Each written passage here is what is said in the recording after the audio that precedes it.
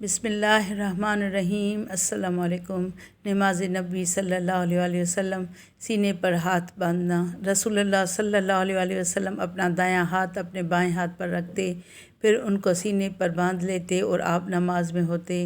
While بن حجر رضی اللہ تعالیٰ عنہ رسول اللہ صلی اللہ علیہ وسلم کی نماز کا طریقہ بیان کرتے ہوئے بتاتے ہیں کہ آپ نے بائیں ہاتھ کی ہتھیلی کی پشت اس کو جوڑا اور کلائی پر رکھا۔